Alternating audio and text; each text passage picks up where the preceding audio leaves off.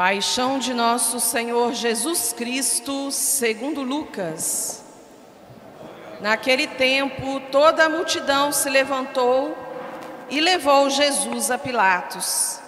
Começaram então a acusá-lo, dizendo: achamos este homem fazendo subversão entre o nosso povo, proibindo pagar impostos a César e afirmando ser ele mesmo Cristo, o Rei. Pilatos o interrogou: tu és o Rei dos judeus? Jesus respondeu, declarando: tu o dizes. Então Pilatos disse aos sumos sacerdotes e à multidão: não encontro neste homem nenhum crime. Eles, porém, insistiam: Ele agita o povo, ensinando por toda a Judéia, desde a Galileia, onde começou até aqui. Quando ouviu isso, Pilatos perguntou: este homem é galileu? Ao saber que Jesus estava sob a autoridade de Herodes, Pilatos o enviou. A este pôs também Herodes, que estava em Jerusalém. Naqueles dias, Herodes ficou muito contente ao ver Jesus, pois havia muito tempo que desejava vê-lo. Já ouvia falar a seu respeito. Ele o interrogou com muitas perguntas. Jesus, porém, nada lhe respondeu. Os sumos sacerdotes e os mestres da lei estavam presentes e o acusavam com insistência. Herodes, com seus soldados, tratou Jesus com desprezo, zombou dele, vestiu com uma roupa vistosa e o mandou de volta a Pilatos. Naquele dia, Herodes e Pilatos ficaram amigos um do outro, pois antes eram inimigos. Então Pilatos convocou os sumos sacerdotes, os chefes e o povo, e lhes disse: vós me trouxestes este homem como se fosse um agitador do povo? Pois bem, já o interroguei diante de vós e não encontrei nele nenhum dos crimes dos quais nem Herodes, pois o mandou de volta para nós. Como podeis ver, ele nada fez para merecer a morte. Portanto, vou castigá-lo e o soltarei. Toda a multidão começou a gritar: fora com ele, solta-nos Barrabás. Barrabás tinha sido preso por causa de uma revolta na cidade, por homicídio. Pilatos falou outra vez à multidão, pois queria libertar Jesus, mas eles gritaram: crucifica-o, crucifica-o. E Pilatos falou pela terceira vez: que mal fez este homem? Não encontrei nele crime que mereça a morte, portanto vou castigá-lo e o soltarei. Eles, porém, continuaram a gritar com toda a força, pedindo que fosse crucificado. E a gritaria deles aumentava sempre mais. Então Pilatos decidiu que fosse feito o que eles pediam. Soltou o homem que eles queriam, aquele que fora preso por revolta e homicídio, e entregou Jesus à vontade deles. Enquanto levavam Jesus, pegaram um certo Simão de Cirene, que voltava do campo, e impuseram-lhe a cruz para carregá-la atrás de Jesus. Seguia uma grande multidão do povo e de mulheres que batiam no peito e choravam por ele. Jesus, porém, voltou-se e disse: filhas de Jerusalém, não choreis por mim, chorai por vós mesmas e por vossos filhos, porque dias virão em que se dirá: felizes as mulheres que nunca tiveram filhos, os ventres que nunca deram à luz e os seios que nunca amamentaram. Então começarão a pedir às montanhas: cai sobre nós, e às colinas: escondei-nos, porque se fazem assim com a árvore verde o que não farão com a árvore seca? Levaram também outros 2 malfeitores para serem mortos com Jesus.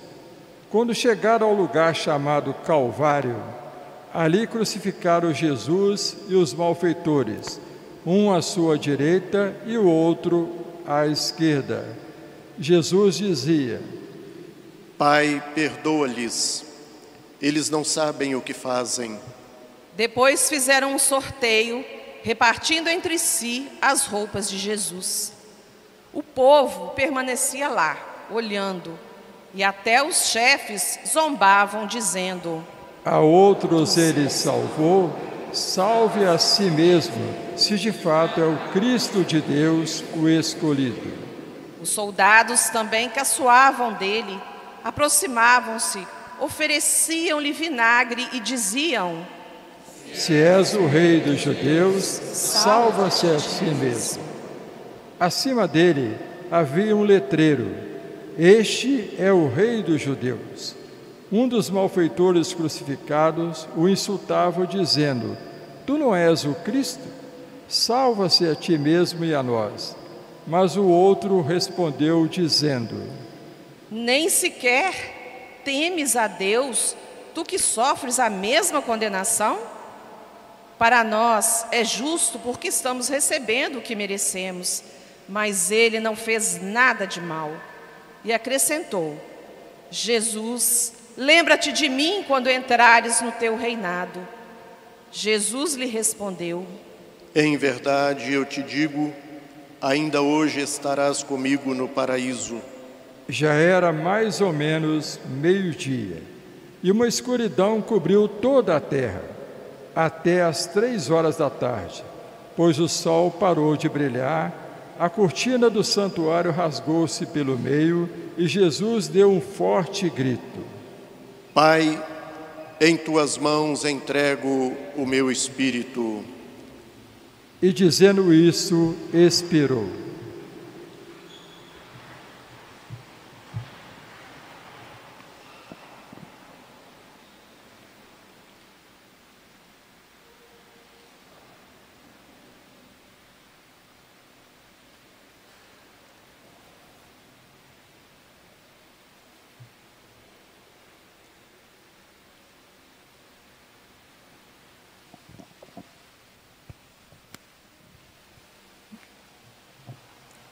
O oficial do exército romano viu o que acontecera e glorificou a Deus, dizendo: De fato, este homem era justo. E as multidões que tinham corrido para assistir viram o que estava acontecendo e voltaram para casa batendo no peito. Todos os conhecidos de Jesus, também como as mulheres que o acompanhavam desde a Galileia, ficaram à distância olhando essas coisas. Palavra da salvação. Glória a vós, Senhor. Eu confio em nós. Pode levar o microfone, pode levar.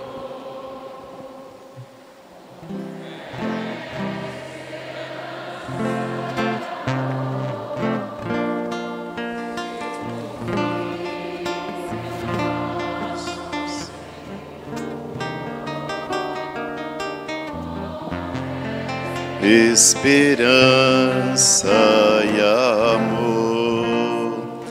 Caros confrades redentoristas, Padre Lúcio, Padre Torres, queridos irmãos e irmãs presentes aqui na Igreja da Glória nesse domingo de Ramos, irmãos e irmãs que nos acompanham pelo YouTube da paróquia, com esta celebração nós abrimos oficialmente a Semana Santa 2022.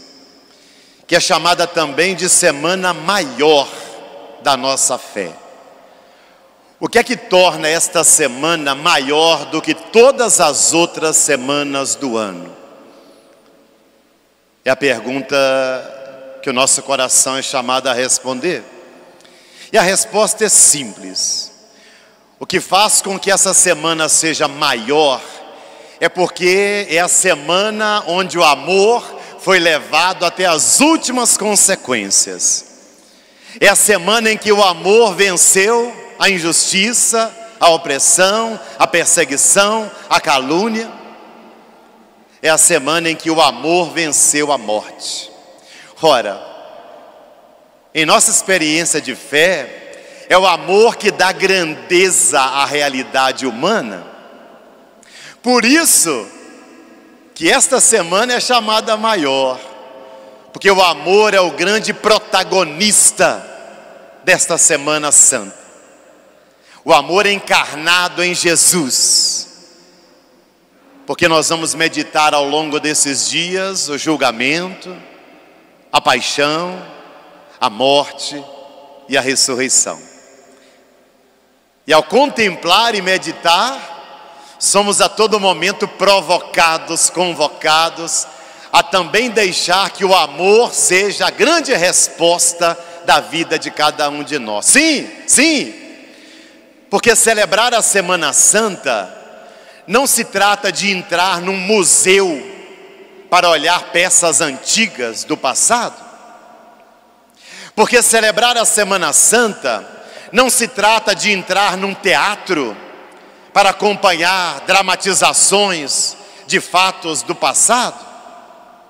Porque celebrar a Semana Santa não se trata de ficar relembrando coisas acontecidas há 2000 anos atrás. Não. Nós não vamos fazer um mergulho no passado. Não é isso a Semana Santa. Muito pelo contrário. Se fosse assim, toda Semana Santa seria repetitiva, monótona e cópia uma da outra. E não é. Toda Semana Santa é diferente. Sabe por quê? Porque em cada Semana Santa nós atualizamos a paixão, a morte e a ressurreição de Jesus. Ou seja, o nosso olhar não está no passado, o nosso olhar está no presente, para perceber como essa paixão de Jesus continua no hoje da nossa realidade e da nossa vida. A mesma cruz de Jesus, ela atravessa a sua família, a sua cozinha, seu banheiro, seus quartos. A cruz de Jesus atravessa a Avenida dos Andradas, a Avenida Rio Branco, passa em todos os bairros da sua cidade. A cruz de Jesus atravessa nossos comércios, nossas empresas. A cruz de Jesus atravessa nossos hospitais, casas de saúde. A cruz de Jesus atravessa nossas prisões. A cruz de Jesus atravessa nossos corações. Portanto, não é algo do passado. Ao viver cada cerimônia da Semana Santa, devemos nos aproximar da nossa paixão hoje, dos nossos sofrimentos hoje, e perceber neles a presença de Jesus. Isso é a Semana Santa. Por isso cada Semana Santa é diferente, porque traz esse elemento da nossa história, das nossas dores, dos nossos temores. Por isso viva intensamente essa semana. Procure deixar de lado outros compromissos que possam impedir você de estar presente nas celebrações da segunda-feira, da terça, da quarta-feira santa. Procure deixar para depois outros compromissos que queiram tirar você do tríduo pascal. A quinta-feira santa, o lava-pés. A sexta-feira santa, a morte de Jesus na cruz. O sábado santo, a missa mais importante do ano, a mãe de todas as vigílias, a vigília pascal. E no domingo,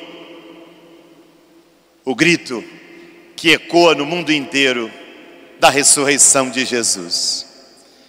Estas celebrações só serão vividas durante essa semana. Se você perder, só ano que vem. Por isso, Semana Santa não é tempo para nós cristãos católicos de férias, de passeios, de turismo. É tempo de viver a fé.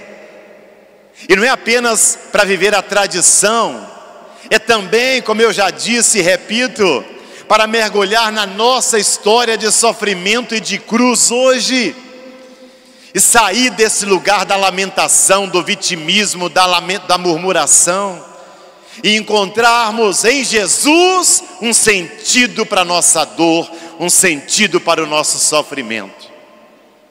E esse sentido não passa pela reclamação, esse sentido não passa pelo desespero, esse sentido não passa pelo fechamento de coração. E é disso que as leituras de hoje nos ajudam a tomar consciência. A primeira leitura é do livro do profeta Isaías, e apresenta-nos um profeta anônimo, um servo de Deus, que é chamado pelo próprio Deus. Interessante porque a missão desse profeta anônimo tem a ver com o anúncio da palavra. O Senhor deu-me língua adestrada, para que eu saiba dizer palavras de conforto à pessoa abatida. Ele me excita o ouvido para prestar atenção. O Senhor abriu-me os ouvidos. Veja, são símbolos que dizem respeito ao anúncio da palavra, a escuta e a proclamação dessa palavra. Mas esse mesmo servo, essa missão, não será exercida na alegria, na festa, no prazer. Ela vai ser exercida no sofrimento e na dor. Ofereci as costas para me baterem, a face para me arrancarem a barba. Ou seja, essa palavra não vai ser escutada. E a resposta a essa palavra será a violência, a agressividade de quem escutou, foi provocado, não quis aceitar e vai reagir. Mas o texto termina dizendo: mas Deus é o meu auxiliador, por isso não me deixarei abater o ânimo. Ou seja, é a confiança no Senhor que não abandona aqueles que proclamam a palavra dele. É a confiança de que Deus é o nosso auxiliador. E mesmo que sejamos incompreendidos, criticados, agredidos, o Senhor está ao nosso lado. Os primeiros cristãos viram nesse profeta anônimo, nesse servo sofredor, a imagem de Jesus, que veio para anunciar o reino de Deus, que veio para proclamar e escutar, que não foi aceito, que recebeu cusparadas e bofetões, mas que sentiu muita presença do Pai junto dele. A pergunta que essa primeira leitura deixa para nós na abertura da Semana Santa é: nós temos consciência que pelo batismo cada um de nós também é profeta? E é chamado a anunciar a palavra de Deus na família, no trabalho, na rua, entre os amigos, em qualquer lugar em que nós estivermos? Você tem essa consciência que Deus chama você para ser também um servo, uma serva dele? E Deus espera que você proclame essa palavra dele e não tenha medo das críticas, das ridicularizações que porventura vier a sofrer, para dar testemunho dessa palavra no mundo de hoje, de ser chamado de conservador, retrógrado, moralista. Você suporta essas críticas em nome de Jesus? A segunda leitura é da carta de Paulo aos Filipenses. É um hino, na verdade. É um hino que em grego nos fala da kenosis, uma palavra para dizer do despojamento, da entrega de Jesus.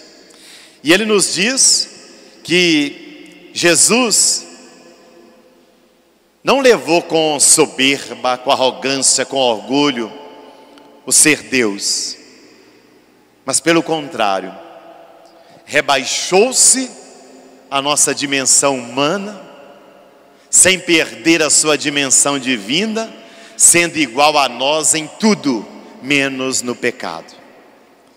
Encontrado com aspecto humano, diz o texto, humilhou-se a si mesmo, fazendo-se obediente até a morte e morte de cruz. Ou seja, esse abaixamento de Jesus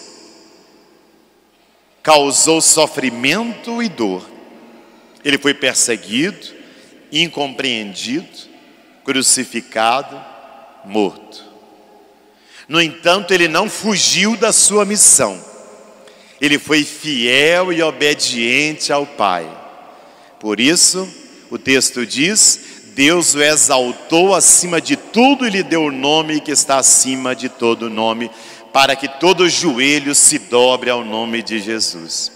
Ou seja, o grande finale dessa história é que pela fidelidade e pela obediência de Jesus, o Pai o exaltou. A Sexta-feira Santa não é o final dessa história. Ela termina no domingo da Páscoa, na ressurreição. Então o final dessa história é vitória.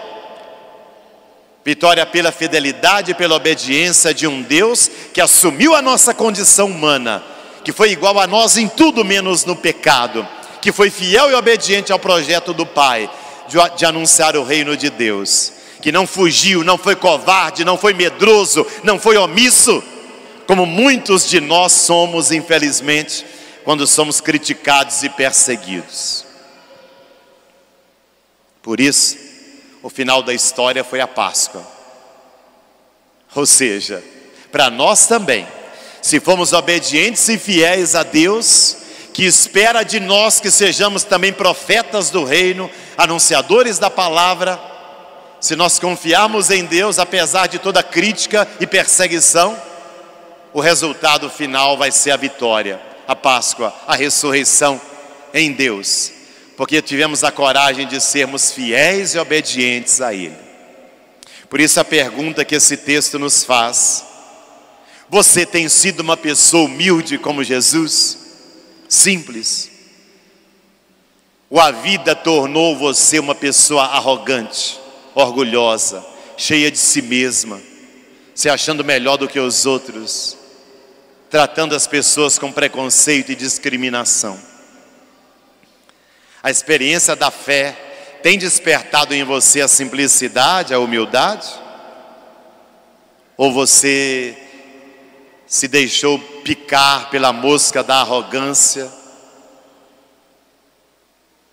e de um pedestal se coloca na cadeira de juiz para julgar as demais pessoas, sem aceitar críticas, se sentindo dono da verdade e se colocando num patamar sempre acima das pessoas? Quem é você? Se o próprio Jesus soube se rebaixar, viver a kenosis, quem somos nós para não sermos humildes e simples o bastante à imitação do nosso Senhor e Deus Jesus Cristo? No Evangelho de Lucas, que nós acompanhamos, um trecho desse Evangelho, de todo o capítulo 23, 22, 23, nós acompanhamos o julgamento desde Pilatos, Herodes, que eram inimigos e ficam amigos por causa da entrega de Jesus.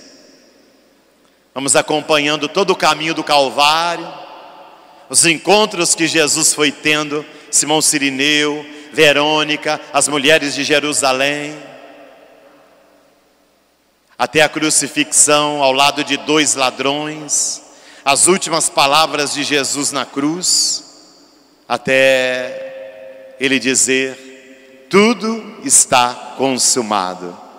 Pai, em tuas mãos eu entrego o meu espírito. E dizendo isso, expirou, morreu.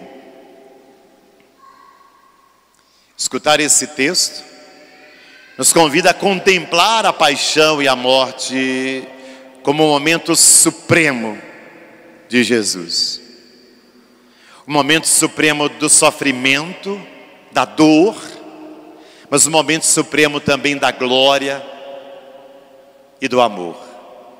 Porque o próprio Jesus já havia dito: ninguém tem maior amor do que aquele que dá a vida por quem ama.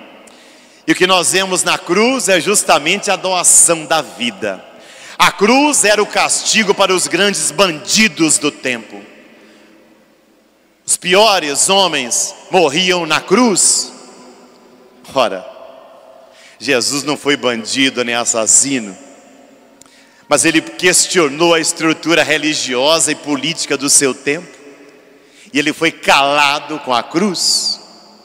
Por isso a cruz, que era instrumento de maldição, depois que Jesus assume a cruz, ela se torna instrumento de bênção para nós cristãos. Por isso é que nós levamos a cruz em nosso pescoço, em nossas paredes e em tantos outros lugares. Por isso que a cruz se tornou o sinal do cristão, porque agora ela não é mais maldição, pelo contrário, ela é bênção, porque através da cruz Jesus nos trouxe a salvação e a vida nova. Porque através da cruz Jesus teve o seu maior ato de entrega, de amor a toda a humanidade, apagando o nosso pecado, a nossa mancha, e abrindo a ressurreição e a vida nova para todos nós. A cruz de Cristo, consequência do anúncio do reino. O sofrimento e a morte de Cristo, consequência da sua fidelidade, da sua obediência ao Pai. Assim, a cruz contém um dinamismo de vida nova. É importante que cada um de nós, a partir daqui, enxergue a sua cruz com esse olhar de vida nova. Portanto, quando você ficar doente, quando o desemprego, a dor, a tribulação, a preocupação bater a porta do seu coração, da sua família, das pessoas que você ama, a atitude do cristão não é de desespero, não é de maldizer a cruz, não é de revolta.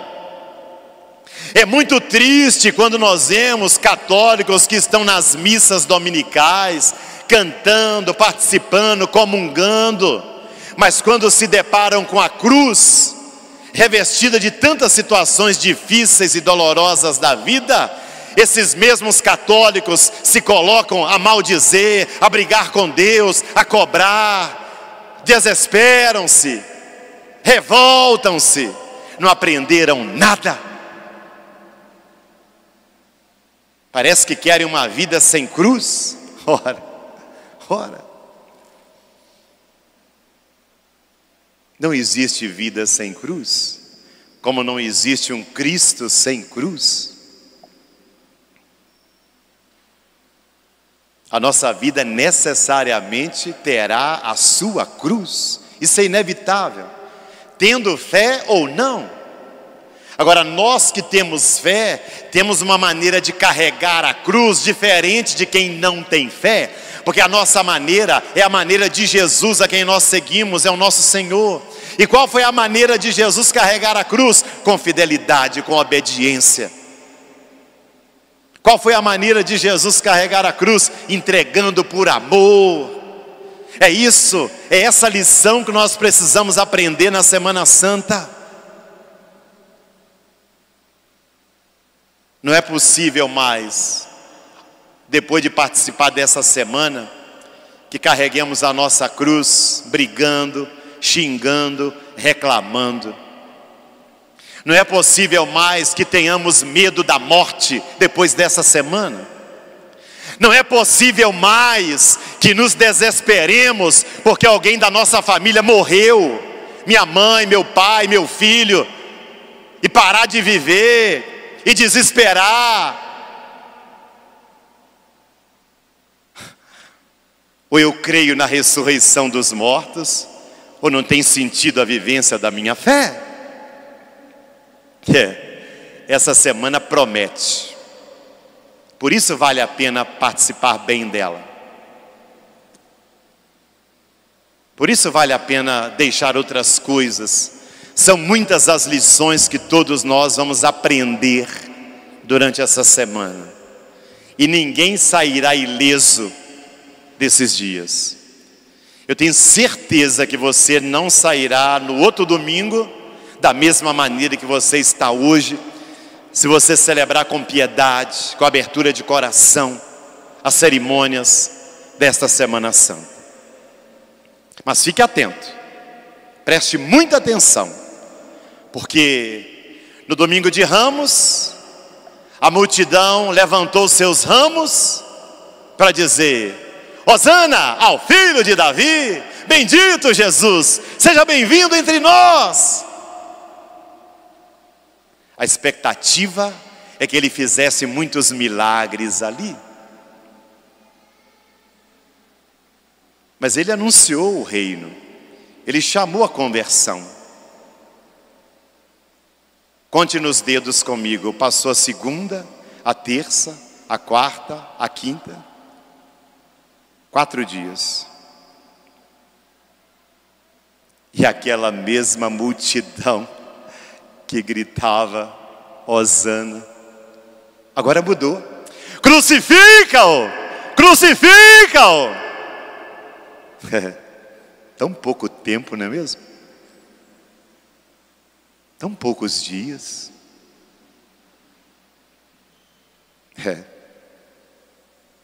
Quantas vezes nós somos assim também, não é mesmo?